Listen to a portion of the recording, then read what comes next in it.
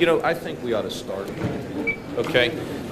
Mr. Chairman, we'll go ahead and get started. And, I mean, the only concern I would have in starting is I then have to let McDermott make the opening statement. But if he'll behave himself. No, he's a good guy. Well, Mr. Chairman, I want to thank you for taking the time to come. Yeah, I'm not going to put that to a vote. Mr. Chairman, I want to thank you for coming because maybe many of you don't know the chairman had to rearrange his schedule, and as you know, he's working really day and night, concerned about the potential Asian crisis, and he's got a million things he's trying to do. But every time we call and ask, he comes and I think is always illuminating up here on the Hill, and so I really very much appreciate his being here. I want you to know, Mr. Chairman, that I've not had a chance to talk to all the Democrats, but the Republicans on this Budget Committee are in fact committed to maintaining the discipline of the budget agreement that was enacted last year. I want to make it clear, as for myself, there was more spending that I would have liked had I been king for a day. But nevertheless, this committee is going to be committed to maintaining the spending caps in this budget agreement, which really represents the discipline of this agreement. And I don't know whether you're aware of this or not, but over the life of that agreement, there will only be, in discretionary spending, a 0.5% increase over the life of this agreement, which is the lowest amount of growth in federal spending in that area, I think, in several decades. Yesterday, we were able to announce that at the end of this fiscal year, the Congressional Budget Office estimates that there will be an $8 billion surplus. And we know that 1969, when we walked on the moon, that was the last time we had a balanced budget. I don't even know when the last time it is that we ran a surplus, and surpluses are then projected out over the period of the next 4 or 5 years and maybe longer. We looked all the way through 2002, adding up to about $150 billion worth of surpluses. There is a very unfortunate report that is rumor that is circulating. I hope that it will not be confirmed, that the President's budget will in fact not balance in the year 2000. Now, I am as you know, I frankly should have declared the President's budget dead on arrival. The only reason I didn't when it got up here is I was trying to be courteous, and I think that's always a good way to behave. But with $150 billion in new programs and $130 billion worth of new taxes, most of which are projected or anticipated, if in fact we find out that the President's budget does not balance in the year 2000, then in my opinion he's breaking the budget. He's breaking our agreement, and worst of all, he's breaking faith with the American people. It is just an outrageous to me that after we got in a room, Mr. Spratt and I and everybody else got in the room to find a couple pennies for some programs to turn around and to create $150 billion in new spending and violate the budget caps and break the budget discipline is precisely the wrong direction that we need to go. But let me suggest that I hope that over the course of these budget deliberations, on our side, we don't in some way manipulate the spending caps, either through the use of emergency bills or providing tax cuts financed out of debt. And I hope that we will have the courage to resist not just more highway spending, but more spending on everything else. We want more highways, fine, but let's pay for it by not spending money on something else so we can maintain the discipline that I think has helped contribute to this good economic environment. And we do, in fact, Mr. Chairman, listen to you. You came before this committee and said that if we could actually put a plan together to balance the budget, interest rates could come down 2 points. That's precisely what's happened. You made a promise. We delivered. Maybe not quite as well as you'd have liked us to have delivered in terms of some of these entitlement programs, but we made a good faith effort. And then you followed through with what you said. And that's why the government here ought to contribute to a strong economy. We ought not to blow it. There are too many other factors around the world that can get us in an economic fix, but this is one thing we have control over. So while I may be concerned about what the President has done, and if this report is true, I hope the whole country will clearly communicate to their members of Congress that they don't want a budget that doesn't balance in 2000. But we're also serving warning on our own side, aren't we, Mr. Nussel, that we're going to stay within these caps, we're going to maintain the discipline, we're not going to scratch each other's backs, we're not going to finance tax cuts on the debt of our children, because we want this program to continue to work. Two other areas that I'm concerned about, how we use the surplus, Mr. Chairman, and I yesterday advanced the notion, been talking about it for about, a couple months, that any surplus, part of the surplus ought to be used potentially to create individual retirement accounts for everybody who currently pays into Social Security. Those folks would have accounts open. They would have some resources flow into those accounts. They would not be permitted to withdraw that money, but rather would have to keep it in those accounts for purposes of retirement, and would be permitted to invest that money the same way that federal workers do, either in the stocks or stocks and bonds, any combination, just like the federal workers do. And I'd be very interested as to how you feel about using part of the surplus on that. And finally, Mr. Chairman, I'm very concerned about where we're going with the International Monetary Fund. There is going to be a request for more money. I understand the need for the United States to be a very aggressive player in terms of the need for international financial stability. But what I'm concerned about is we're getting the old Tin Lizzy, the old IMF, the old Tin Lizzy, without any hopes of what the next generation of automobiles is going to be in order to deal with these incredible transfers of resources across national lines. The flow of all these resources, I think, in a way, renders the IMF outdated. And while there is a need for the United States to step up to the plate and be involved in international financial stability, I've not seen the new generation of institution that's designed to be able to deal with the complexities of the world financial situation and the rapidity at which dollars, or not dollars, but resources, currencies flow all over the world. So I look forward to your testimony this morning. I didn't know that John Spratt had an accident. He's got a little cast on his arm. Watch out. And I would like to recognize John for whatever comments he may have. Thank you very much, Mr. Chairman. And Chairman Greenspan, welcome back to the House Budget Committee. We look forward to your testimony.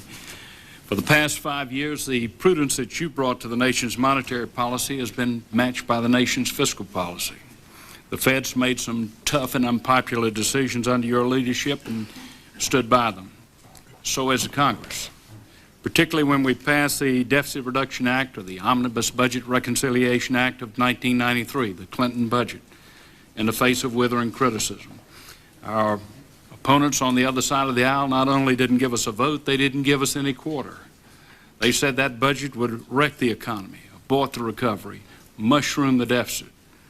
They couldn't have been more wrong, either in their analysis or in the vote they cast. Since the adoption of that budget, the deficit has dropped every year for the last 5 years and shows no sign of backing up. The economy has moved forward now for 84 months in a row and shows no sign of slacking down.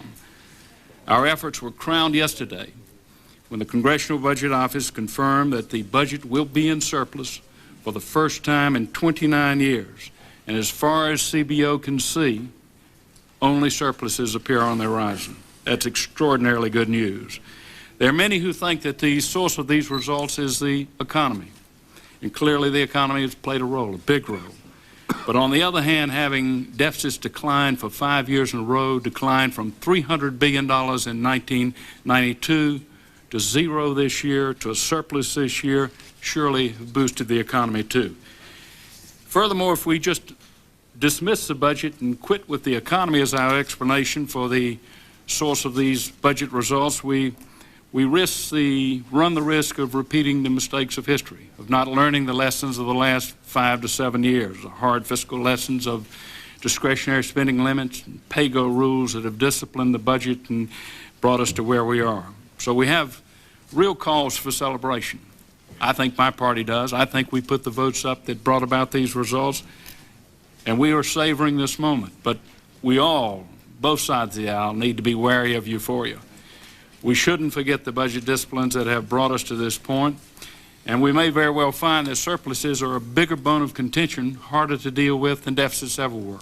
At least deficits dampen, lowered expectations. Surpluses raise expectations, excite ideas about either large tax cuts or new spending initiatives, all of which, or some of which, might undercut what we've accomplished.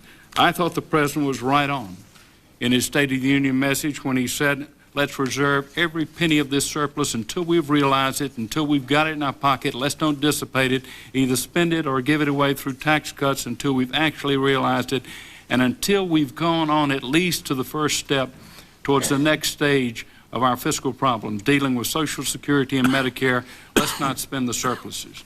And you too, Mr. Chairman, have been very forthright in what you've said. I think you told the Senate, if I'm quoting you correctly, that putting the budget in significant surplus would be the surest and most direct way of increasing national savings, and you've endorsed this idea of leaving the surplus intact, at least for the time being. And I hope you'll expound on that today. I hope you'll give us your reasons for why you think the best policy is what the President proposed: leave the surplus intact, deal next with Social Security before you do anything with it. Mr. Kasich has raised the IMF, and I think it would be very, very useful for you to address the IMF also today, both to the audience here, the members of the committee, and to the wider audience who may be listening. We have been blessed in the last 15 years by not having any external events like OPEC 1 and OPEC 2 to disrupt our economy. Your monetary policy would have been a lot harder to sustain if we had had exogenous impacts like that. We haven't had those. But the Asian impact could reach us. We can't estimate its magnitude yet, and we'd like for you to comment on why it's necessary to put another $18 billion capital subscription into the IMF, what the budget consequences are, and indeed what the consequences would be if we didn't act. You've always been forthright with us, and we look forward to your testimony again today. Thank you for coming, Mr. Greenspan. Thank you very much. The floor is yours, Mr. Chairman. Thank you very much, Mr. Chairman.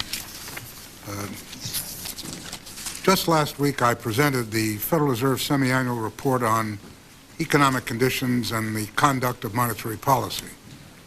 This morning, I will briefly review some aspects of that outlook before I turn to a more detailed discussion of coming budgetary challenges.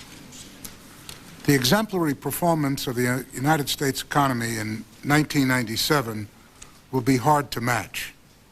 Last year's combination of robust expansion of activity, healthy creation of new jobs, and a decline in inflation generated widespread benefits for our citizens. Many of those benefits have the promise to be long-lived. Our nation has been experiencing a higher growth rate of productivity, output per hour worked, in recent years, which is the ultimate source of rising standards of living. There can be no doubt that domestic demand retained some of its considerable momentum going into the new year. Production and employment have been on a strong uptrend in recent months. Confident households enjoying gains in income and wealth and benefiting from the reductions in intermediate and long-term interest rates to date should continue to increase their spending. Firms should find financing available on relatively attractive terms to fund profitable opportunities to enhance efficiency by investing in new capital equipment. By itself, this strength in spending would seem to presage intensifying pressures in labor markets and on prices. Yet the outlook for total spending on goods and services produced in the United States is less assured of late because of storm clouds massing over the Western Pacific and heading our way. With the crisis curtailing the financing available in foreign currencies, many Asian economies have had no choice but to cut back their imports sharply from the United States and elsewhere, a situation made worse by disruptions to their financial systems and economies more generally. American exports should be held down further by the appreciation of the dollar, which will make the prices of competing goods produced abroad more attractive, just as foreign-produced goods will be relatively more attractive to buyers here at home. As a result, we can expect a worsening net export position to exert a discernible drag on total output in the United States and the dollar prices of our non-oil imports to extend their recent declines. These lower import prices are apparently already making domestic producers hesitant to raise their own prices for fear of losing market share, further contributing to the restraint on overall prices. The key question going forward is whether the restraint building from the turmoil in Asia will be sufficient to check inflationary tendencies that might otherwise result from continued strength of domestic spending and tightening labor markets. The depth of the adjustment abroad will depend on the extent of weakness in the financial sectors of Asian economies and the speed with which structural inefficiencies in the financial and non-financial sectors of these economies are corrected. If, as we suspect, the restraint coming from Asia is sufficient to bring the demand for American labor back into line with the growth of the working-age population desirous of working, labor markets will remain unusually tight, but any intensification of inflation should be delayed, very gradual, and readily reversible. However, we cannot rule out two other more worrisome possibilities. On the one hand, should the momentum of domestic spending not be offset significantly by Asian or other developments, the American economy will be on a track along which spending could press too strongly against available resources to be consistent with contained inflation.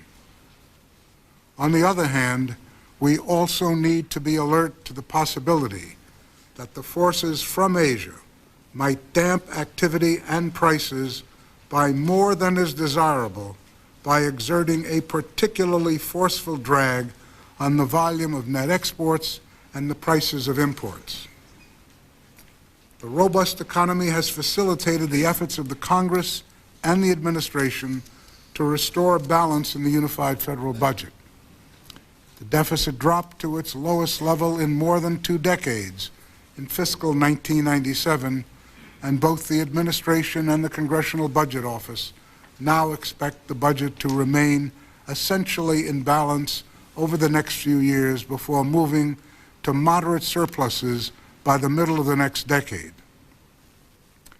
I should caution, though, that while receipt growth remained robust through January, the prospects for fiscal 1998 as a whole remain uncertain until we have a tally of the final payments that will be included in April's tax returns. As I've indicated to the Congress on numerous occasions, putting the unified budget into significant surplus would be the surest and most direct way of increasing national saving. In turn, higher national saving by promoting lower real long-term interest rates helps spur spending to outfit American firms and their workers with the modern equipment they need to compete successfully on a worldwide basis. We have seen a partial down payment of the benefits of better budget balance already.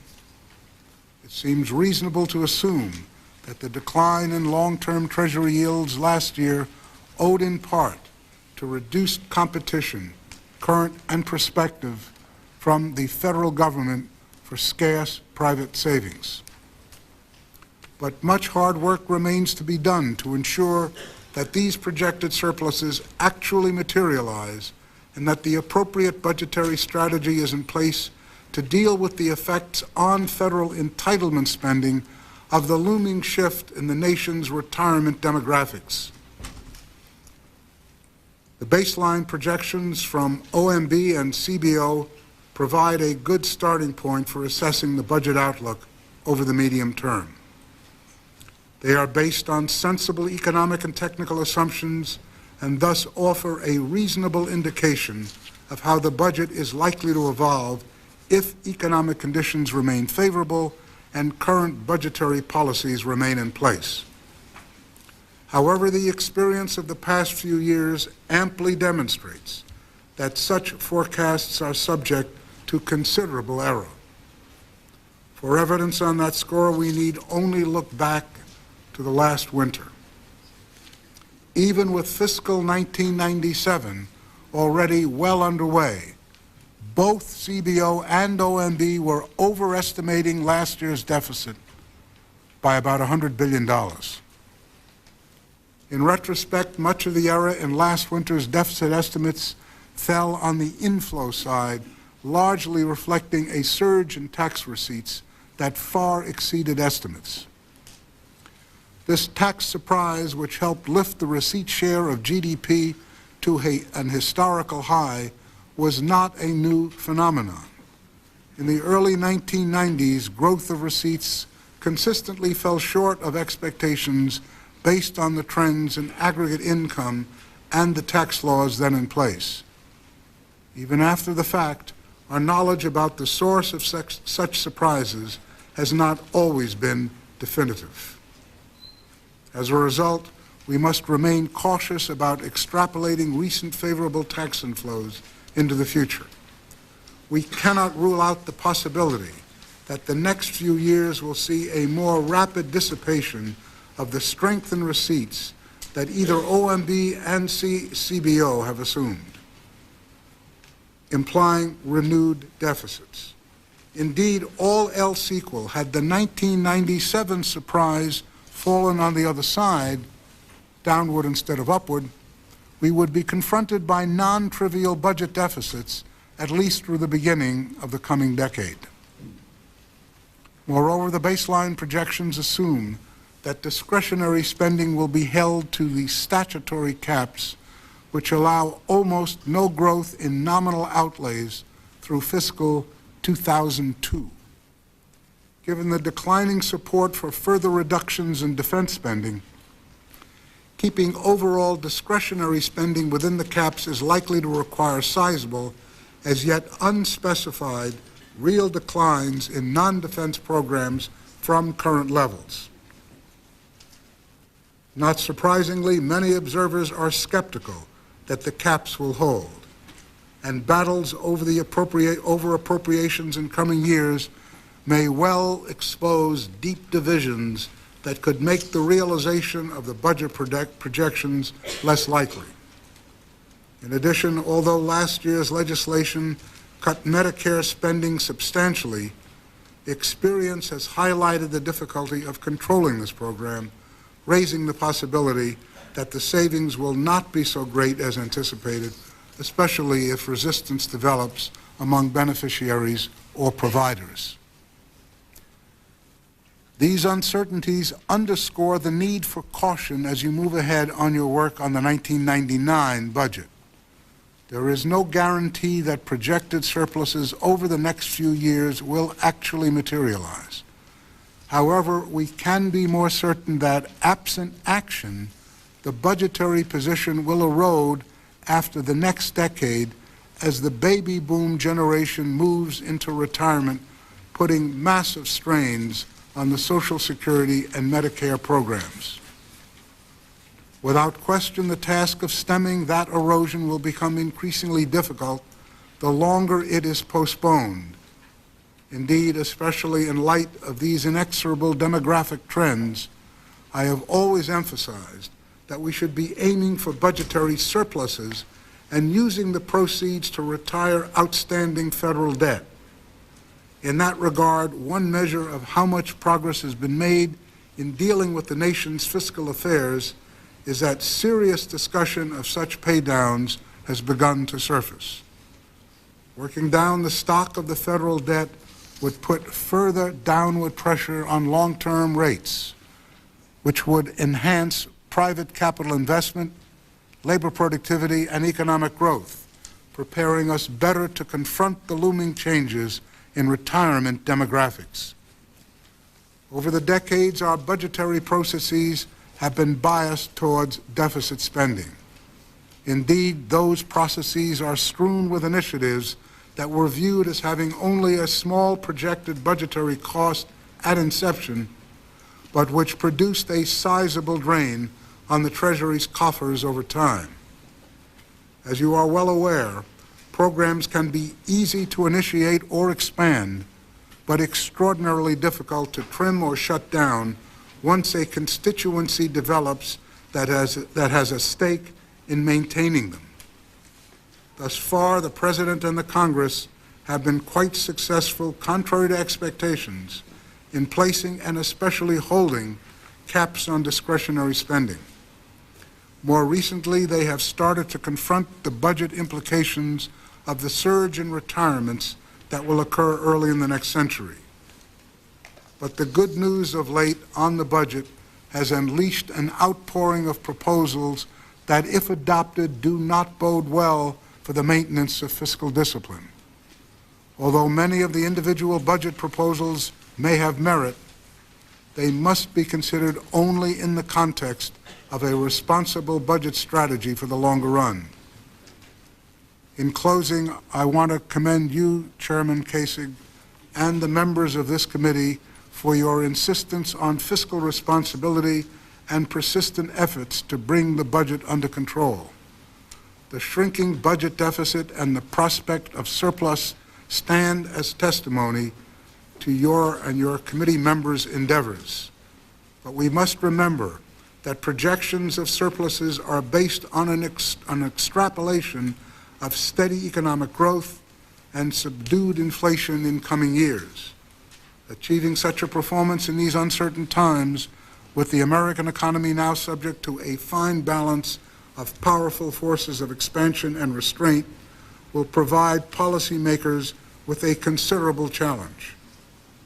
And on your part, not succumbing to the temptation to commit prematurely future surpluses that exist only on paper, while in addition addressing the adverse effects of ongoing demographic changes to the budget over the longer run, will not be easy.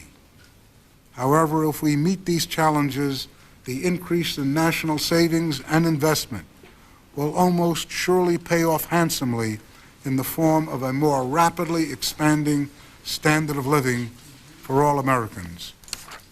Thank you, Mr. Chairman. I would like very much to I want to thank you, and I think that last sentence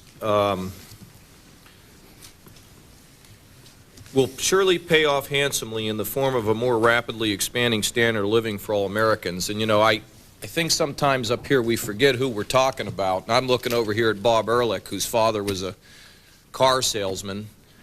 And, you know, if we up here in Congress can actually do something to make your dad's life a little better, Bob, we got to go to war for that, don't we? I mean, no matter who we got to fight. And it's not about a standard of living. It's about food on the table and clothes for kids, and, you know, that's what it's really all about. And, Mr. Chairman, we're committed to it. I wanted to ask you, we're going to have emergency appropriation bills coming up here.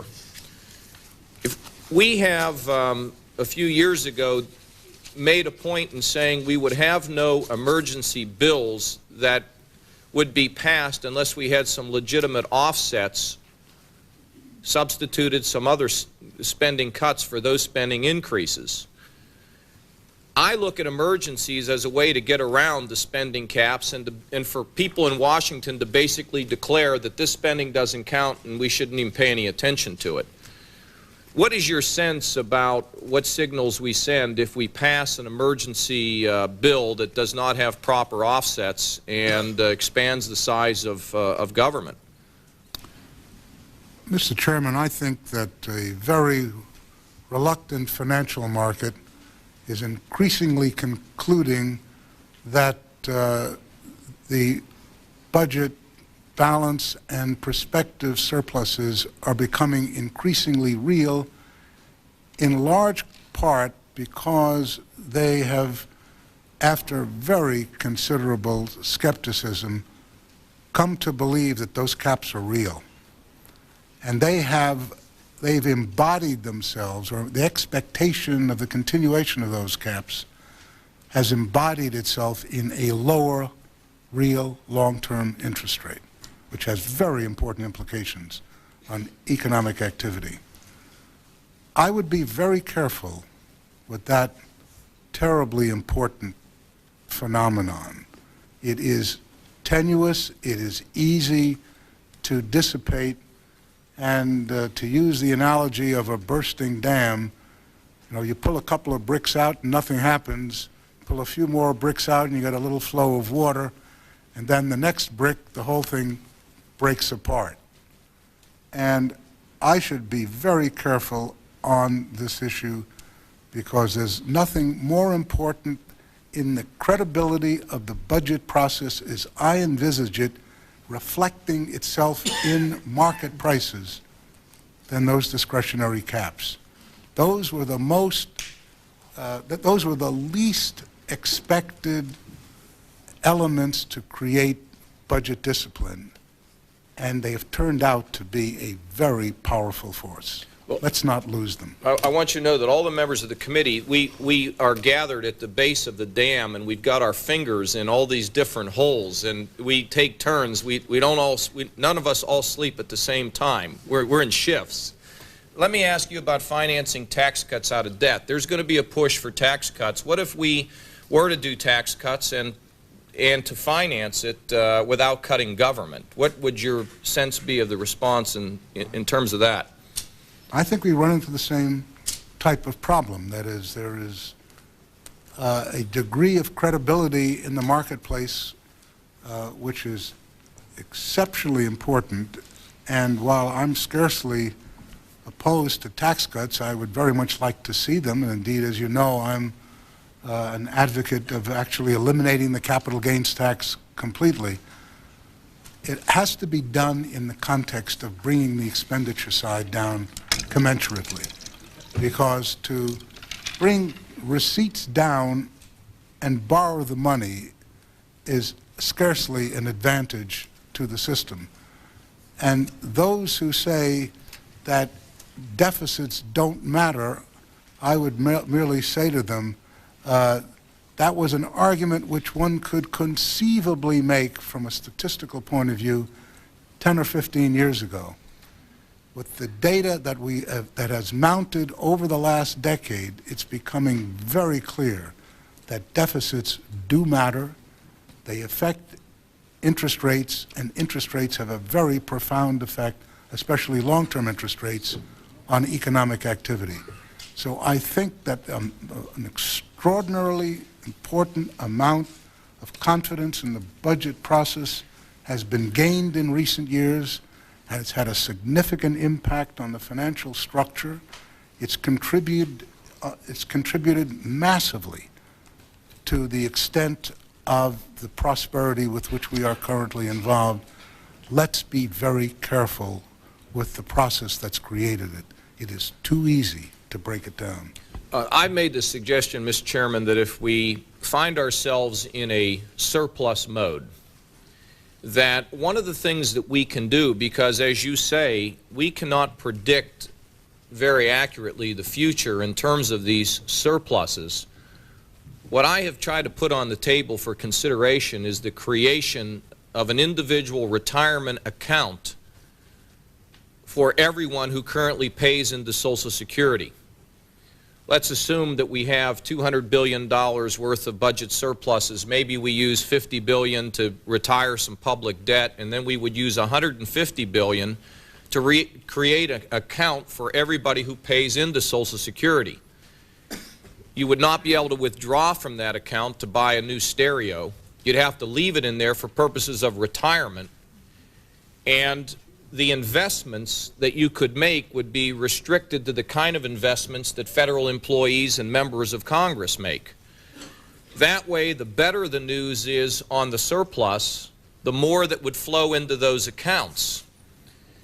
If you were banking on tax cuts based on future surpluses, you could find yourself running short. May even have to find yourself either having to cut other spending or remove those tax breaks.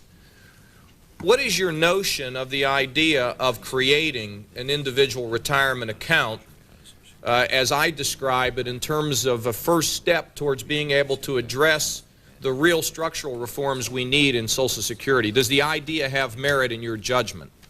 I think it does, Mr. Chairman. I think that there are numerous versions of the so-called solution to the 2 percentage point Social Security gap, that is 2% of taxable income gap over the long run between benefits and payments, which has got to be closed.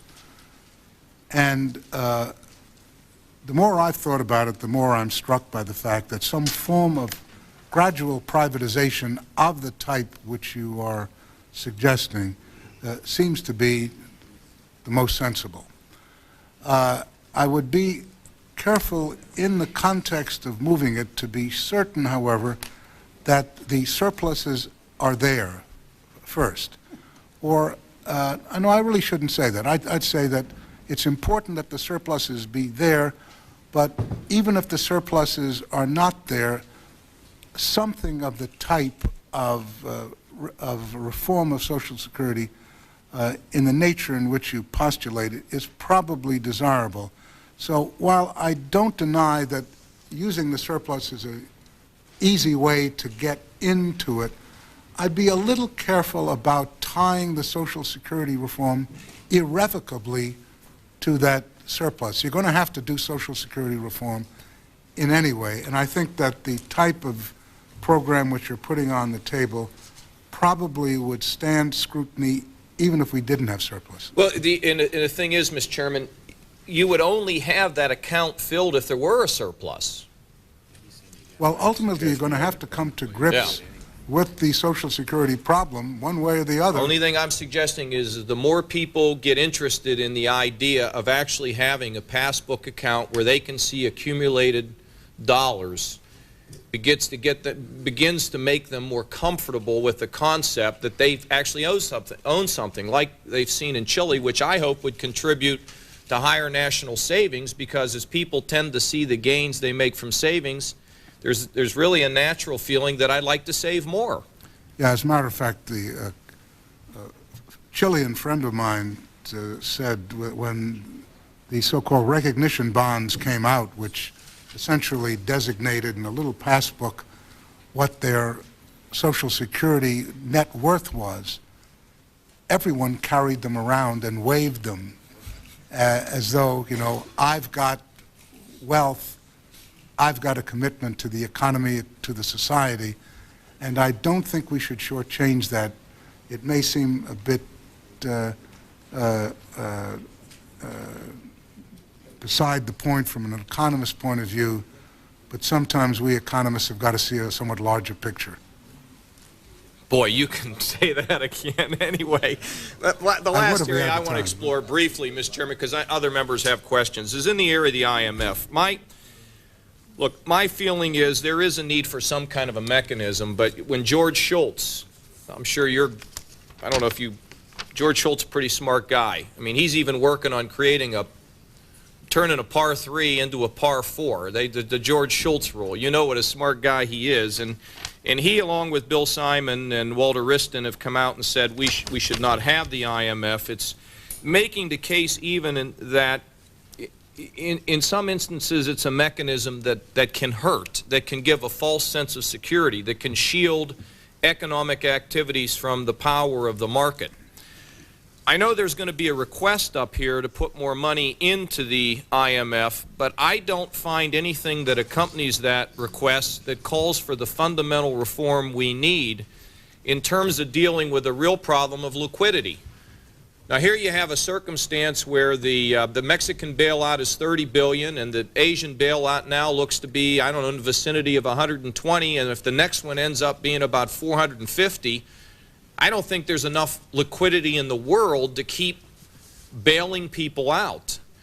And I just would wonder, in fact, I will send to you some ideas I have in terms of level playing fields for business to be able to enter markets, for the ability to really use bankruptcy laws in foreign countries, the need to not permit banks to really serve as a way station to flow currency from our country into another country through a bank that really doesn't have the assets or the control, and not substituting sovereignty, a country's sovereignty, for the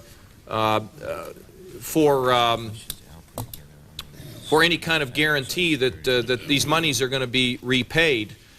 I'd like to send you this and have you look at it, but I really do not believe the IMF increase will be approved here unless accompanied in writing, in concrete, with a significant set of fundamental reforms in the way that the international marketplace ought to work.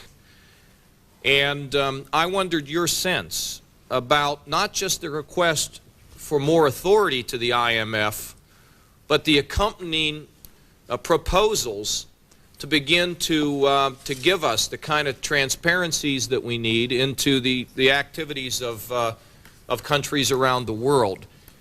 Can you guarantee us in some way that your staff will begin to work on assembling and recommending to the Congress a series of reforms that will put real teeth into whatever mechanism we finally approve? You know, there's one thing to promise. You know, Reagan used to say, trust but verify.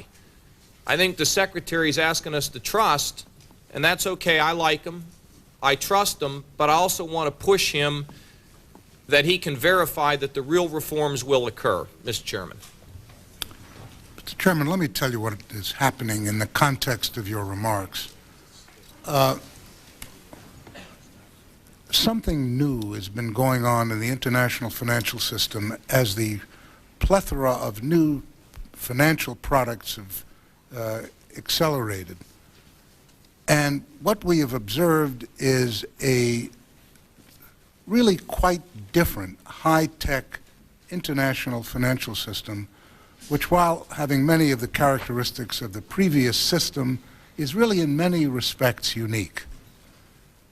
This means we have basically two observations of types of crises with which to deal to learn how the system functions. First was the Mexican crisis, second was the Asian crisis. And we're now finally beginning to learn the mechanisms, the instabilities, where the disequilibria come from, and as a consequence, what type of new regime, new regulatory regime would be required to address that particular type of structure. We're not there yet. We're spending a very considerable time, that is, those of us at the Federal Reserve, at the Treasury, and in continuous meetings to try to craft a view of the longer-term type of structure that we believe will be required. The elements you just defined are very critical players within that particular type of view of the way the system should function. In that context, there is invariably going to be the need for a specific type of international facility which has liquidity capabilities, but contingencies associated with it. It cannot be a huge one because, as you point out quite correctly, this international financial system is accelerating at a very rapid pace, and each new crisis requires ever more bailout funds, if I may use the term. So we don't see it as status quo. We do see the fact that the old Tin Lizzie will not work in this new environment, but until we have in place a structure which we feel comfortable with, not just revising the IMF, but thinking of the total structure that must be addressed, you can't just do it piecemeal. And until we've got that in place, we still need that old Tin Lizzie to take us to go fishing, because walking won't get us there sufficiently quickly. So what this request is not new spending authorities. What it is essentially increasing a letter of credit which in all likelihood will not be employed because it will not be needed if this international financial crisis simmers down. But if it has a second leg to it, and it requires an international vehicle to essentially come to grips with the problem, there will not be enough time for the Congress to convene and authorize this letter of credit.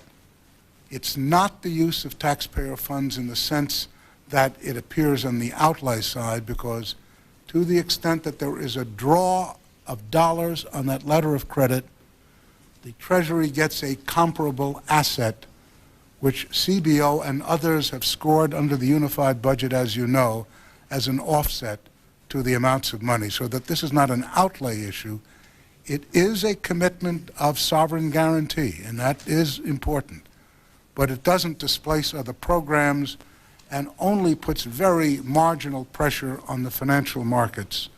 And in summary, I would say to you that while I certainly agree with the general thrust of your remarks, and indeed, hopefully that's the way we are going, and I might say parenthetically that not only have all of us learned how this new international financial system is working, but so is the IMF. They are no longer supportive of what I think in the past are the types of things which have led to the criticism of George Shultz and Bill Simon and Walt Wriston. I think they are in the process of changing. Nonetheless, I do grant you that significant changes in a lot of things are going to be required if we are going to successfully address this crisis number 3 in the future. Thank you, Mr. Chairman. Mr. Spratt's recognized. Thank you, Mr. Chairman, and thank you, Chairman Greenspan, for your excellent testimony. I was interested to hear you credit the discretionary spending caps as one of the real sources of the budget results we're now seeing. The general public doesn't understand that. The media generally doesn't appreciate that. Most people don't even know what discretionary spending is, and much less that we have statutory caps in place for 5 years. Just to complement what I said at the outset, for the record, I might recall that the statutory caps that we have lived under in the budget for the last 5 years were imposed in the Deficit Reduction Act of 1993, and that is one of the sources of its success and one of the reasons we can credibly, I think, say that it has brought us to the point that we find ourselves at right now. One of the issues that we'll have to face this year is whether or not we continue to keep those rules in place. There were 2 rules, the discretionary spending cap and the pay-go rules that we both adopted in 1990, reaffirmed in 1993, and extended in 1997 in the balanced budget agreement last year. One proposal, which the chairman has sometimes associated himself with, is that we could have a modification of the so-called pay-go rule, pay-as-you-go rule, which would allow tax cuts to be paid for out of the surplus. That we could use some of the surplus for a tax cut in the sense that we were giving back to the American people some of this surplus money that they have sent us in the form of tax increases. Would you recommend or endorse or support any change in those budget disciplines right now?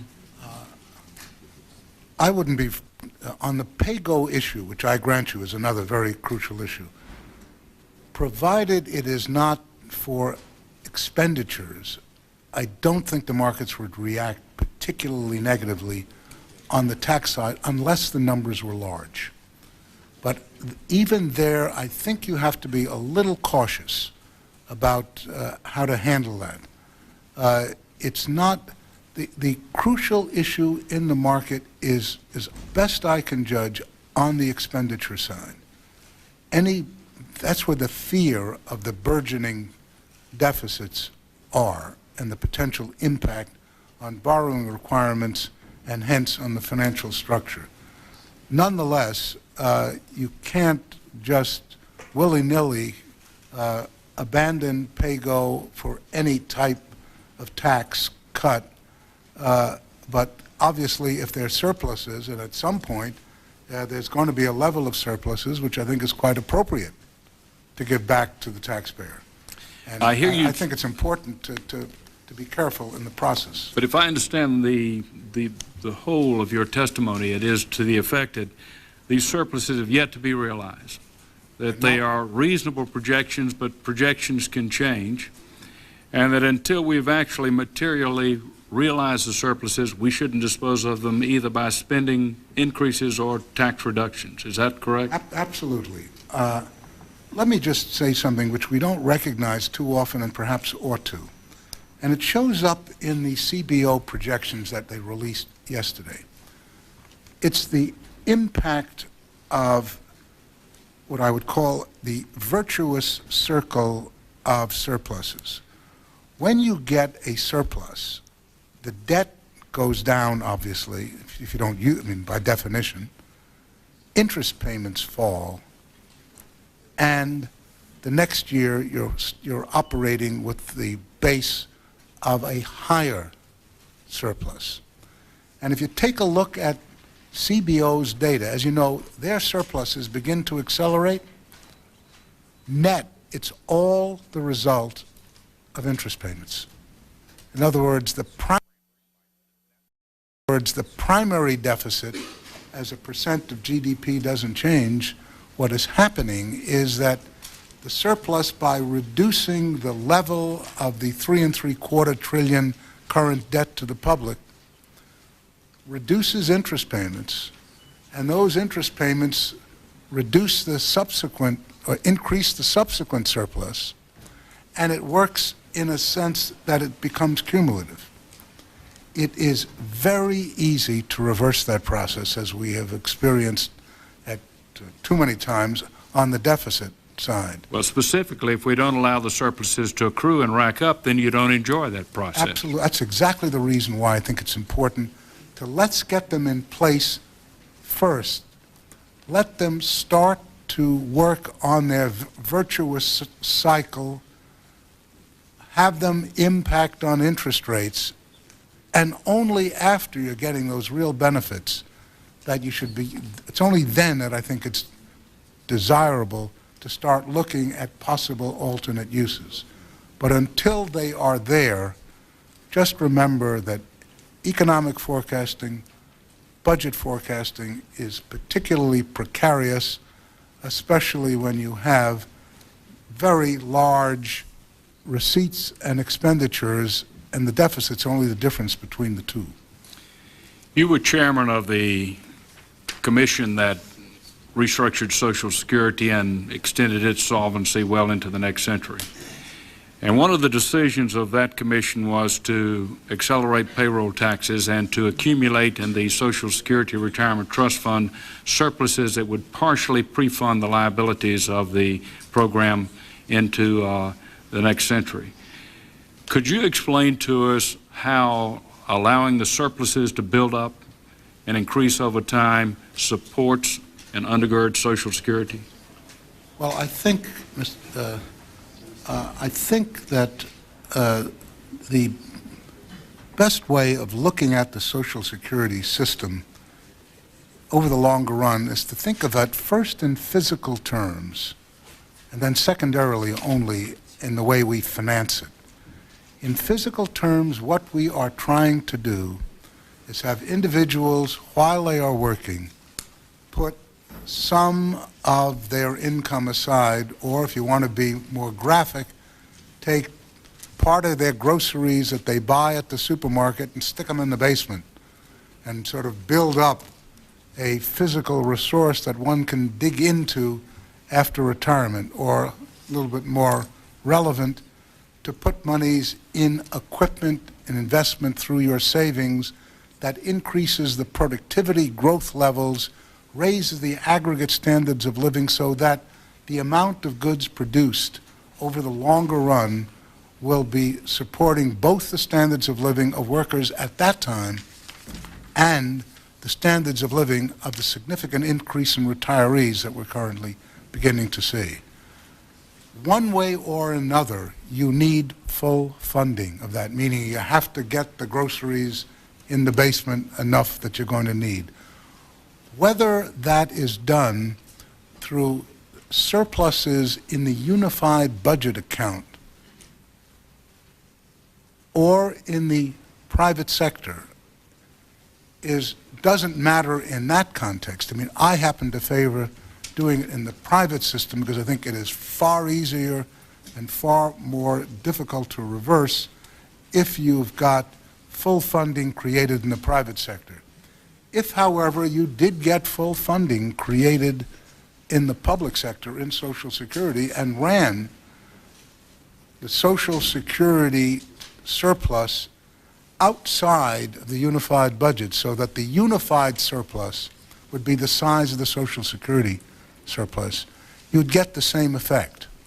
And indeed, allowing the surplus to rise and going sort of nominally into the Social Security Trust Fund has that sort of an effect. And that's the reason why when the President came out with his general suggestion, I thought it was a good idea. I thought it was a good idea as a way of looking at the process of building unified budget surpluses. Thank you very much. With respect to the surplus, you've indicated obviously that these forecasts we've learned from the past are highly variable, even in the short term. CBO and its projection has allowed a 0.5 percentage point adjustment for the likely effects of the Asian problems upon our economy. Do you think that's a reasonable adjustment? Is there a possibility it could be greater than that? It's too early to say. In other words, at the moment, estimates ranging from 0.5 to 1% are what generally most people are judging. But we really have not had a phenomenon like this before to be able to go back, open up the textbook and see what happened the previous time such an episode occurred. The page is missing. And we're making sort of ad hoc judgments, and as a consequence of that, we find ourselves to be finding every type of way in which we can sense what's happening prior to when the real data actually show up months after the fact. I have nothing at this particular stage which suggests to me that the CBO estimate is particularly out of line. You made a persuasive case for the resubscription to the IMF that's being called for, but towards the end you kind of undercut your case by acknowledging that the money might not actually be needed if the problems in Asia, as you put it, simmer down. What if we weren't to put the money up? What would be the likely consequences? Well, Congressman, I would first say that the probability that those monies will be needed are not very large. But if they are required, meaning that if we are wrong about the sort of full consequences of the Asian crisis working itself out, and it is indeed far more virulent than we now anticipate, if we don't have resources available to confront it at that time, the consequences could be very severe. So in summary, what I am saying is, although the probability of an adverse event is relatively small, if it happens, the consequences are so large that we want to make certain to insure ourselves. And it's, to me, a fairly clear-cut economic policy decision. This is not the type of risk you want to allow to go uninsured, if I may put it that way. Now, what about the risk of the investment? As you have described it, it sounds as though it were something like a certificate of deposit. We put the money there, it draws interest, we have special drawing rights up to the amount that we've contributed. Do you think this is a safe, sound, secure investment for American tax dollars? Well, we have been involved with the IMF for 50 years, and it's never cost us a cent. and it is structured in a manner in which the assets are such that, or I should say the cover is such, the liquidity is such in the system, that it's very hard to envisage the type of crisis in which, one, funds would be drawn from our letter of credit, and two, not fully returned. I mean, it is theoretically possible. I'm not saying to you they are not at risk, but it is pretty low risk, and in the sense that what we're talking about is $18 billion as a line of credit, and the chances of any of that being lost are very small, and if any of it were lost, it would be a very small fraction of the $18 billion. Thank you very much, Mr. Chairman. Mr. Hobson's recognized. Thank you. Thank you for being here today, Mr. Chairman. I want to thank you for your statements that you made because they're very helpful to all of us in trying to maintain the integrity of this budgetary process that we've embarked on here. I also want to give you an opportunity to go back and discuss something which you've discussed here today once again. And if you were king for a day, and some people think you are king, tell us what you would do in the next 5 years relating to this purported surplus that we're going to have, and with the idea that things are going to be kind of okay, and maybe even CBO is a little incorrect in the size of it now. It might go up. You know, what would you do? You kind of led us into that, but I'd like to give you an opportunity again. Yeah, let me tell you what I would not do. Okay. I would not use it on the expenditure side because it's potentially very dangerous. It's very beguiling to say we have this pot of money, we can spend some of it. The pressures to spend have been muted really remarkably in the last decade or so, and I think it's been one of the major advances in governance in this country that we have been able to bring the deficit down from close to $300 billion down to zero. It's been a remarkable performance, irrespective of how it happened. What we have to be very careful about is returning to the old ways which got us into the soup in the first place. I have mixed impressions as to exactly how to address the remainder of the surplus. My first impression is the world would not come to an end if we just generated increasingly larger surpluses for a while. What that would do would be to pay down a goodly part of the debt we expanded in recent decades. It would move real long-term interest rates lower. It would create continued momentum in economic activity, and there are less, it's hard to envisage a significantly more favorable scenario than that. I recognize that there are very considerable political pressures to do otherwise, and I'm not naive enough to Everybody know that, wants a bridge in their pot, you know? However, you made me king for a day.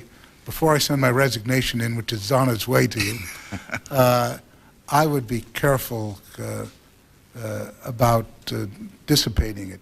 You can always do it later. In other words, there's no urgency here. I mean, if we allow the thing to build up and the virtuous cycle of increasing surpluses to arise, that's not the worst scenario in the world. We used to have a notion in this country about fiscal drag, about the extent to which if the budget went into surplus, it would throw the economy into unemployment. It is really quite remarkable that that term is in disuse. Now, I will acknowledge that if the economy gets weak again, it will reemerge, but it is not a significant issue provided we can make the case that interest rates will fall under the pressure of surpluses and the economy will maintain significant effective demand as a consequence of that. Thank you, Mr. Chairman. I think that's a very significant statement. It's very helpful to us. Just two other quick questions. Do you feel the same about the death tax as you do about capital gains, or do you have a difference of opinion? I'm sorry, about what? Well, we call it the death tax, the estate tax.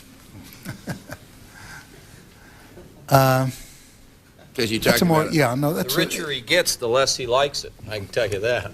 Or the older he gets. No, it's the older you get. I don't feel as strongly about that as I do capital gains tax. I do have concerns about it. I do have concerns that a lot of people have with respect to small business and farms, and I think that those issues are legitimate. I also recognize we do have to have revenue in the system, and if one can find a way to cut the expenditure side sufficiently, there's all sorts of things you can do on the receipt side. But I would say that it's a second-order priority to capital gains tax and marginal income tax rates. Okay. Very I would quickly. put the estate tax beyond that. Okay. My time's going around. You may not have time to answer this, but I want to shift gears a little bit. As the chairman of the agency with primary oversight of the banking system, I'm curious what potential impact of the year 2000 computer software problems is on the banking industry, and really what's being done to alleviate this problem. Well, the first thing, Congressman, is we don't know what the size of the problem is. We do know that a lot of computer programmers 20, 30 years ago, trying to save capacity, put into place, as you know, 2 digits instead of 4 digits with respect to how to put the number of years down.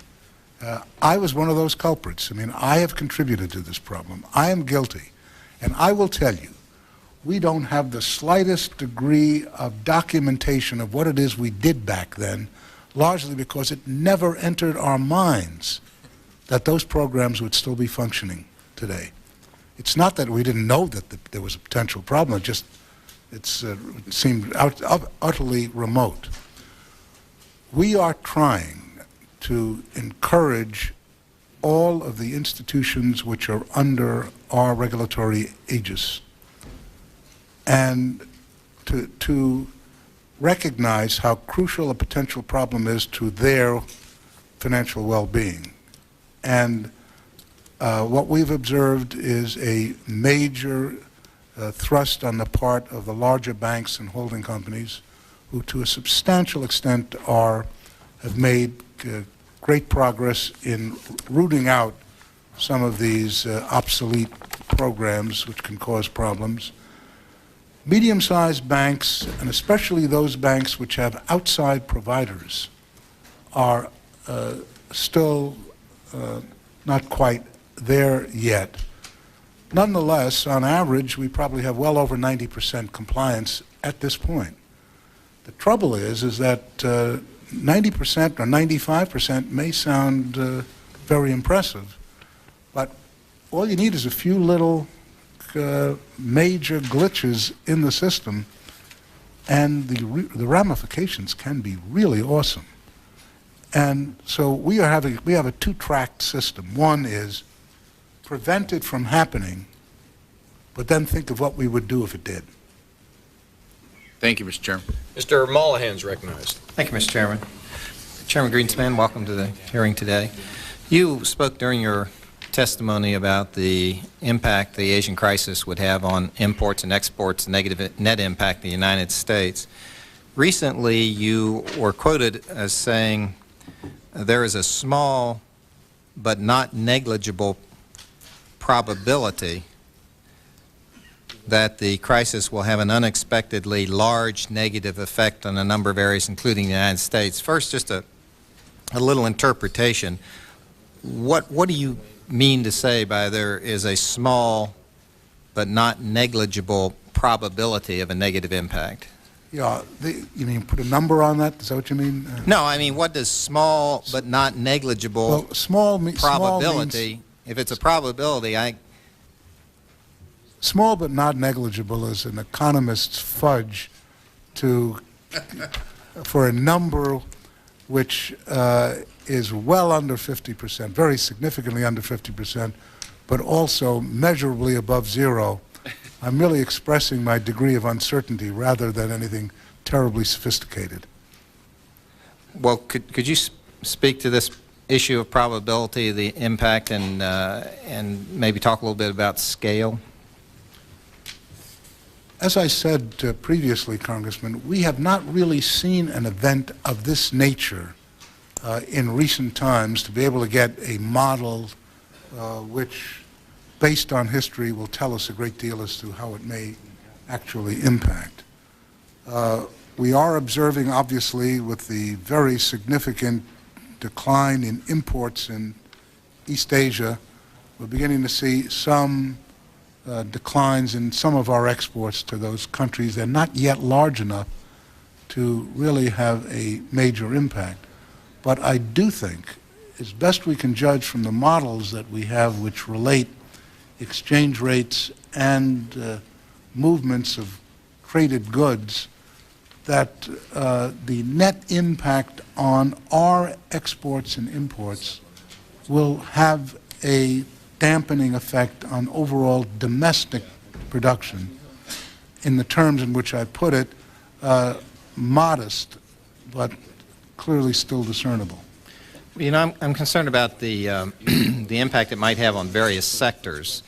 Have you looked at that? And you mean individual industries? Whether this impact will be disproportionate on different sectors, say for example the industry sector or the steel sector. Sure, yeah. That right now imports are inching up into the high 20s, which is the point that it really starts affecting viability of the domestic steel industry. Yeah, I think that we are, I mean, it's clear that production of steel in Southeast Asia is holding up, and that the markets, as somebody said the other day, there are many loaded ships with flat-rolled products in the Pacific on their way here, and they're waiting.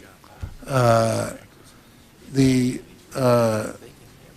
chances of getting increased imports of steel, I think, are fairly high.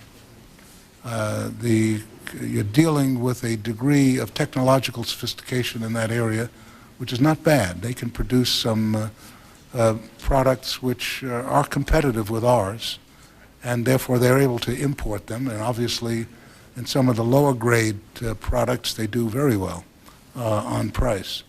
So there are pressures. As I'm sure you're aware, there are also significant domestic capacity increases coming on board as well, so that even though demand is really quite strong in this country, that pricing has been rather weak. Yeah. My question is, what impact will this Asian crisis have on imports, and particularly of steel?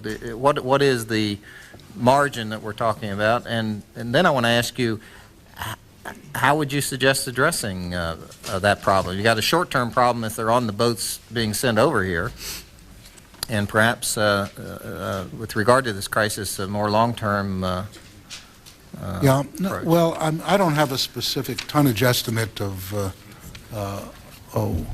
what's implied here. I do know that if we try to impose various different forms of restraint, that I think we could undercut our own domestic steel capabilities. I think the evolution of the mini mills and the new technologies that have evolved as a consequence of real import pressures in the past have really created an industry in this country which is a new one. It's not the one of blast furnaces and big old-fashioned open hearths which dominated the world in the 1950s. We got pretty much far behind the curve, and we try to solve that through various different types of restraints. And it's only when we stopped doing that that I think American technology and ingenuity really came forward, and I think it's created something we ought to be proud of. Thank you, Mr. Chairman. Mr. Herger's recognized. 5 minutes. Thank you very much, Mr. Chairman. And Mr. Chairman, I appreciate your appearing before us. I appreciate the continued advocacy on your part to fiscal responsibility and your being before our committee today. I'd appreciate your comments, if we could, on a comparison of policy. We've heard earlier today, and we continue to hear some referring back to the 1993 presidents during the Democrat-controlled Congress, in which we had the $270 billion tax increase at that time, which, by the way, every Republican in both the House and the Senate opposed. But yet, we hear this seemingly claim by many of those who supported that largest tax increase in history, that their feeling is the reason for the economy doing so well today and the reason for our surpluses today are because of that tax increase, as compared with the policies we have seen in the last 3 years that are markedly different, if not 180-degree difference, of rather than tax increases, actually $95 billion tax reduction, a determination in this Congress to hold to the caps, as you referred to earlier, of being so important. I guess my question is, in your opinion, which is the better way for our economy, that of balancing our budget by increasing taxes so as to meet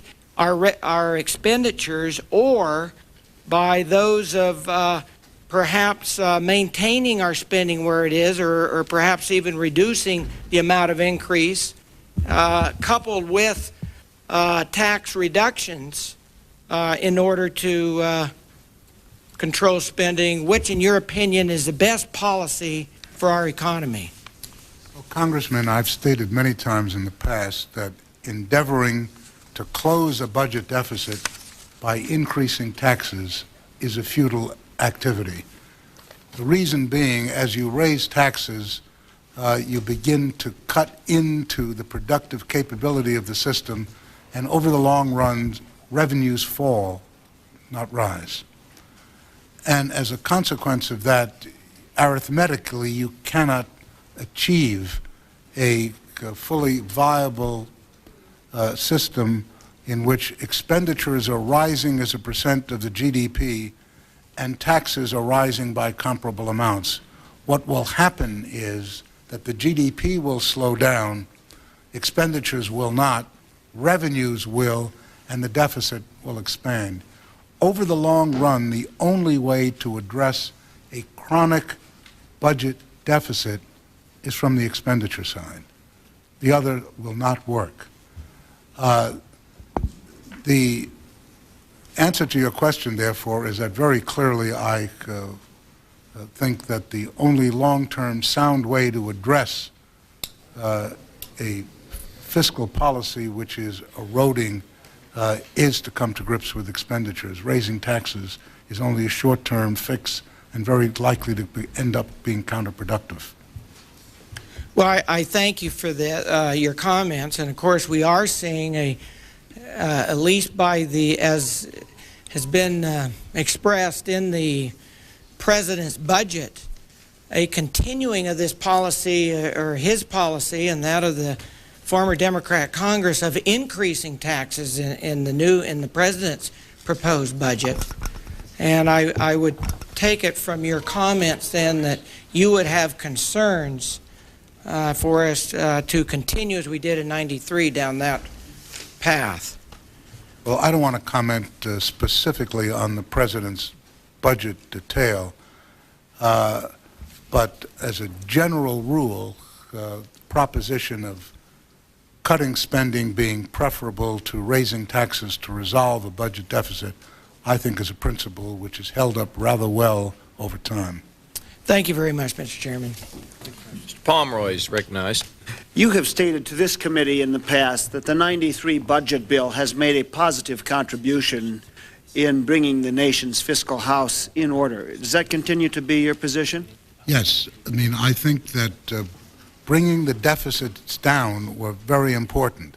I would have preferred that they were brought down in that bill wholly on the expenditure side, as I just indicated to your colleague. But there's no question that the impact of bringing the deficit down set in place a series of events, virtuous cycle, if I may put it that way, which has led us to where we are.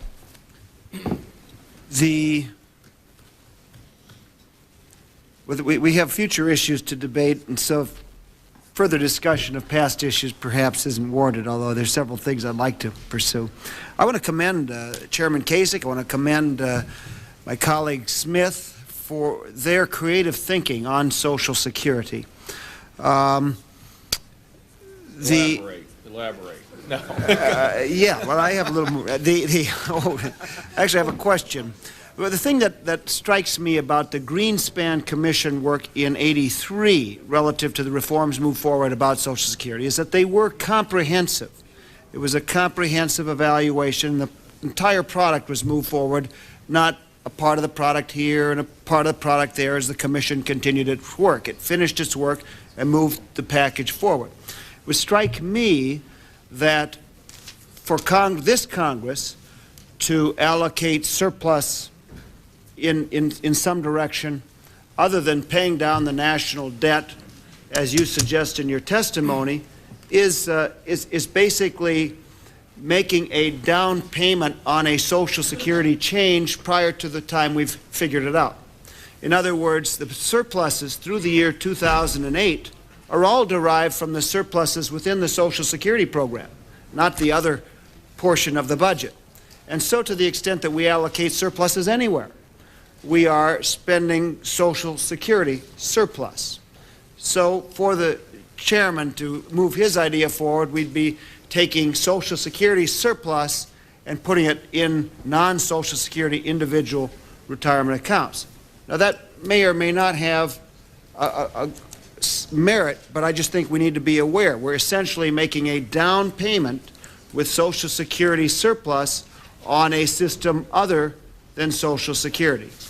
Now, it would seem to me that if we look at these accounts and how they might incent individual retirement savings, and by the way, I have spent a great deal of time in trying to figure out ways to incent individual retirement savings and bring the nation's savings rate up, it's going to be terribly important that we have a significant amount in those accounts, something more than nominal.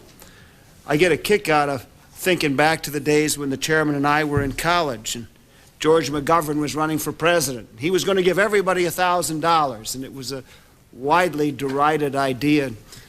The idea of giving everybody a retirement account reminds me a little of that idea. Well, you started so strong. Well, but if you look at, so let's look at the account idea in terms of can you get enough in there,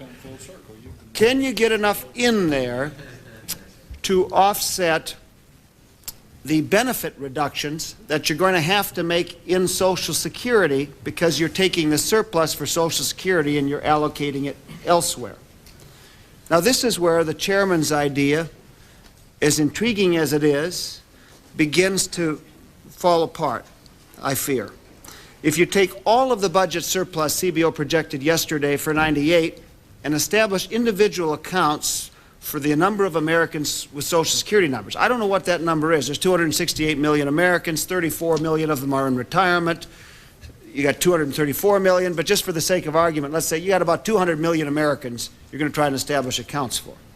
You take $8 billion, establish accounts for 200 million Americans, you got $40 in each account.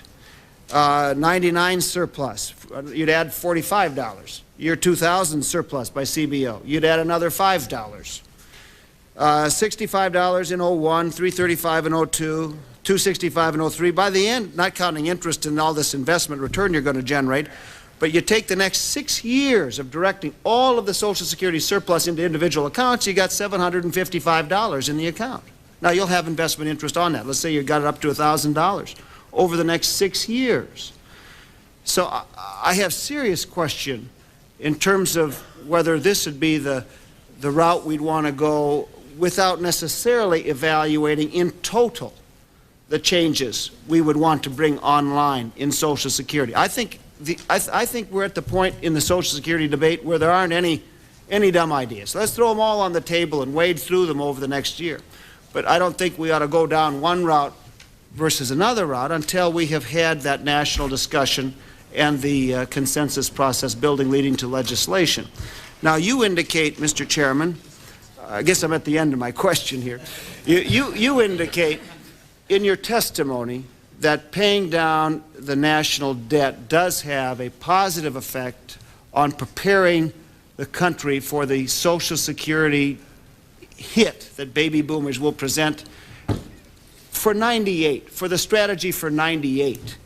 Would you reckon that might be the best way to go? I mean, just allow the surpluses to accumulate? Yes. Yeah, no, I would say if I had my choice right at this stage, as I responded to your colleague across the aisle, I would let the surpluses run. Let's find out how deep-seated they are. They may be more than we realize. I mean, productivity is showing signs of accelerating. If it's real, if the trend has actually significantly changed and stays that way, receipts will be higher and the surplus could very well be larger than we're projecting, just as easily as it can be a lot lower or non-existent. So we don't yet know what this is. As I mentioned before, you know, we're talking about a total budget of $1.6 trillion and receipts obviously the same size, and a couple of percentage points off in those estimates have a big effect on the difference. And we don't know at this point what we're looking at. We're looking at a lot of forecasts, and as I said previously, the world will scarcely come to an end if we generate some fairly substantial deficits for a period of time. And at that point, we can decide what we do. I mean, that's the type of governmental decision which is really, you know, quite favorable. I mean, we used to have to worry about how you're going to close the deficit, you know, which constituency is going to get skewered in one form or another. I mean, these are very nice choices to have to confront.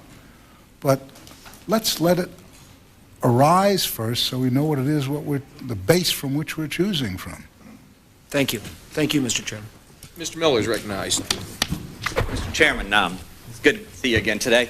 Let me thank you for your strong support for us to have fiscal discipline, and specifically the issue of spending caps. You've spoken very strongly on that issue for the past year, and we're now at a very serious debate within Congress about what to do about the spending cap problem. And I'm interested in what the effect is if we break that cap. Many of us on both sides of the aisle, Congressman Mingy and I, were doing a panel discussion this afternoon about the problems of breaking the cap. The President's budget has $5 billion over in discretionary spending for such good things as spending as NIH or school construction, and a lot of Republicans and Democrats want to spend more money on roads and bridges. But even if it's a $5 billion more, I mean, $5 billion out of $1.6 trillion economy is, you know, $5 billion is a lot of money, but it's a relatively small percent. What would the effect be if we break the spending caps for, say, just $5 billion and we still have a surplus? Is there going to be any harm to that? The absolute amount is really beside the point. It probably doesn't matter whether it's 5 or 50. It's the principle. It's the extent to which the confidence that has been built up in the financial community about the integrity of our fiscal process is crucially important to this society and this economy. And all you have to do is to give indications that you're going back to the old ways in which we used to do things, and the markets will immediately extrapolate that small wedge into a significantly negative view of the outlook. So the number is not relevant. It's the principle that's crucially involved. So you think there could be an impact on the stock market or the interest rates in this country by just a little small break in that dam? It's what the markets perceive as to the implications of what you're doing. I find it hard, since the skepticism has been so general for so many decades, that you'll be able to have a small amount. I don't think credibility is built up to a point where there is that degree of trust yet in the marketplace. So I would be very careful. There is a very big difference between 0 and 1, much less difference between 1 and 100, if I may put it that way. I exaggerate, but only to make a point. Right. Thank you very much for your very strong statement on that position. One of the areas that the President tries to use for additional spending is the tobacco tax, and I don't know how much you've addressed that issue, evaluated that issue, that there's serious discussion of up to $1.50 tax per pack on cigarettes. Now, I'm not pro-tobacco, but what is the economic impact of something like that, and how should it be used as far as the progressivity or the regressivity of that type of tax versus spending the money, or how should it be used? I mean, there may be some social cause why we want to raise the tax to discourage teenage smoking, though we may create a black market, but it raises some beneficial side effect. What would you, the economic benefit? Who would be hurt? Who would gain? And how should we use that revenue? That, smokers will lose. I think I'm safe in making that statement. Tax coffers will increase. What one does with it is a political judgment, and I can't add anything to the conversation on that, which is very thoughtful. You mentioned about the tax revenue has been one of the things that's helped us reach the point we have as far as our surplus. Last year we cut capital gains, and it was retroactive back to, I think, in May. Have you had a chance to evaluate whether that capital gains tax cut has generated more money, even though it was a tax cut, or what impact that has had yet? We don't know yet because we don't have the April returns, as I mentioned in my prepared remarks. There is, however, a suspicion that a significant part of this so-called tax surprise is a consequence, either directly of capital gains tax realizations as a consequence of the cut, or indirect impacts of stock market gains on bonuses, payments, variety of other sources of taxable income which relates to the level of the stock market. We won't really have a good fix until the 1040s are tabulated in the statistics of income and we have a full detail dissipation of the liability into outlay, into tax payments. But at the moment, the general suspicion is that there is an element of that clearly in those numbers. Great. Thank you very much, Mr. Chairman. Mr. Doggett's recognized for 5 minutes.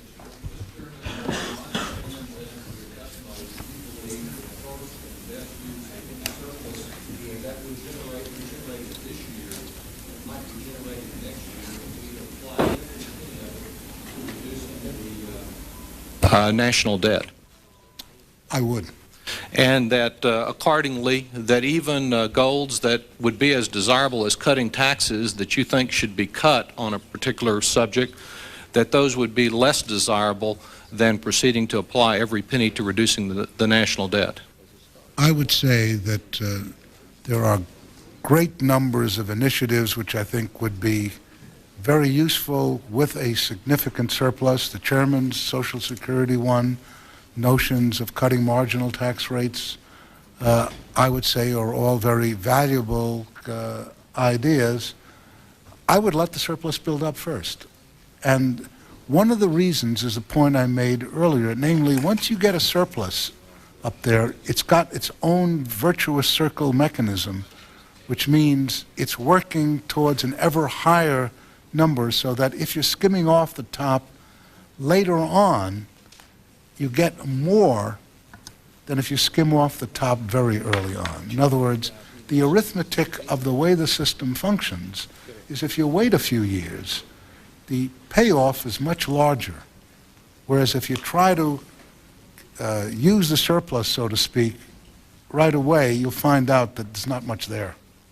And as far as any of the unexpected and perhaps still improbable dollars that might flow from a tobacco settlement, did I understand your answer to Mr. Miller to be that this is how that's used is essentially a political judgment of the best way to apply it, and that the use of that money would not be in violation of any domestic discretionary spending caps?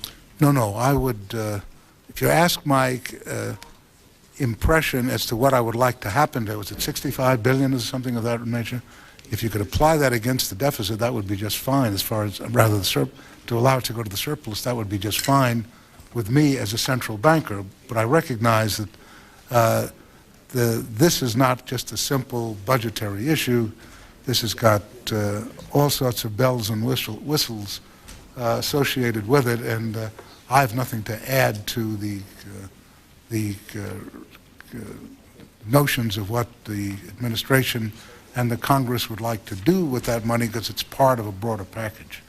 With regard to the International Monetary Fund, across the political spectrum, there have been a number of proposals and ideas advanced for reforms in that fund, such as reducing the degree of secrecy, addressing the issue of what some call crony capitalism.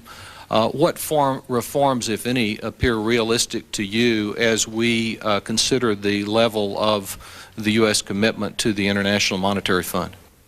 Well, I think it's important, first of us, to fully understand what are the causes of the crises that arise. In other words, why did something which appeared to be a mere minor problem on the horizon all of a sudden burst forth as a very significant crisis, which, despite the fact that there may be people out there who think they forecasted, did not. And there are reasons why it happened that way and why those are very difficult things to forecast. Before we become overly certain of precisely what types of reform are required, and I have no doubt that there are significant ones that are going to be required, we ought to have a sense of what the cause of the problems are and how the mechanism works. There is no question that the issue of so-called transparency has been a crucial issue, because if you do not have clear signals as to the way markets are functioning, market capitalism can't work.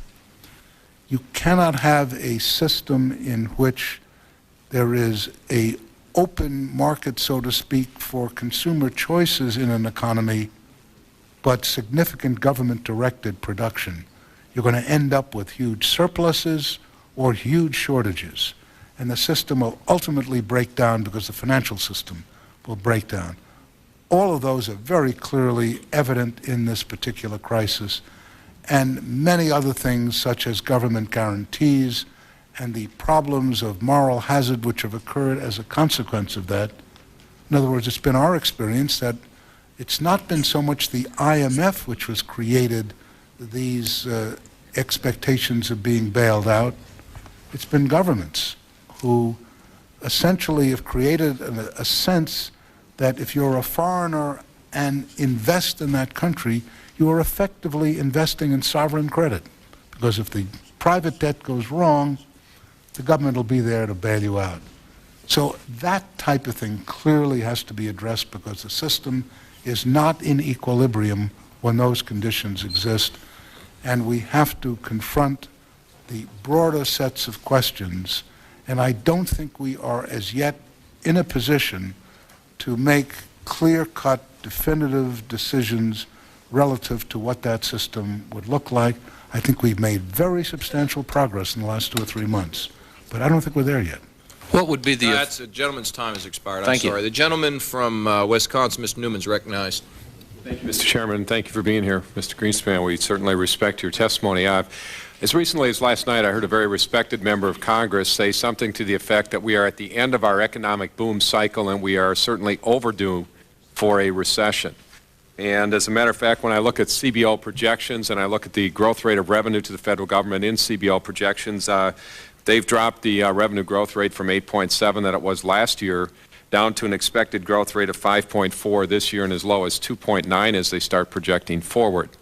And I would like to lay out and suggest that at least we have the possibility that instead of being at the back end of an expansion cycle and the normal expansion cycle that we've come to expect in our economy, is there a reasonable degree of probability that we are now in uncharted waters And in fact, that the change from the government borrowing $250 billion out of the private sector, which is where we were as recently as 3 or 4 years ago, to now today where the government is not only in fact not borrowing out of the private sector but not renewing notes and effectively returning money to the private sector, would it be fair to say that that's uncharted waters and that perhaps we are not at the end of our economic cycle, but perhaps in these uncharted waters at least there's a reasonable degree of possibility that we're at the front end of an economic expansion cycle because of this dramatic change? Well, Congressman, actually it's not uncharted waters. Indeed, prior to the 1930s, through all of our history, those were the conditions. And indeed,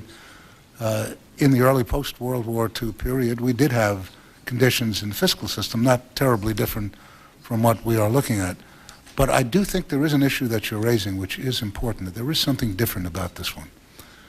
As I said the other day to, I think it was a Senate committee, we're looking at an economy which has gone 7 years into an expansion, going into the 8th year, and contrary to historical experience, instead of imbalances arising, it's becoming increasingly benign. That is, the inflation rate continues to fall, the risk premiums on various different financial instruments are being narrowed, there's a sense of tranquility and confidence out there, which we haven't seen in a very substantial period of time. Now, some people read that as dangerous in the sense that there's only one direction that can go is down, but that's not what's happened. I mean, what's happened is it's gotten continuously better. Does that mean that the business cycle is dead? I doubt that very much. Does it mean that because we've gone 7 years, which is very long in a cycle, that there's a certain element of longevity which inevitably creates a automatic decline? The answer is no. I think that what we don't see is any geriatric strain, if I may put it that way.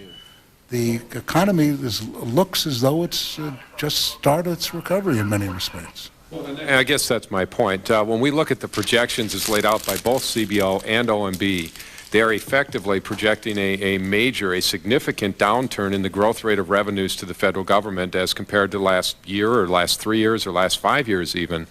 And I would like to suggest that contrary to the conversations that we've been having here, there is at least a reasonably high degree of probability that in fact they have dramatically missed their estimation on the light side, on the downside.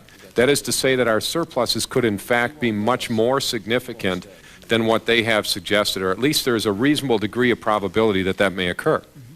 Well, I think that's right. I think that the decline in their revenue projections or the growth in projections is not so much an expected decline in the economy or in the slowing down in nominal GDP growth, but an expectation of these very huge non-withheld individual income tax surprise, which has really startled every revenue forecaster in the last couple of years, that's a short-term phenomenon, that basically it's related to the growth in stock prices, that stock price growth, according to their projections implicitly, will slow down, that capital gains realizations will fall, that a number of these special, very sharp increases in bonuses related to the market will not continue to increase.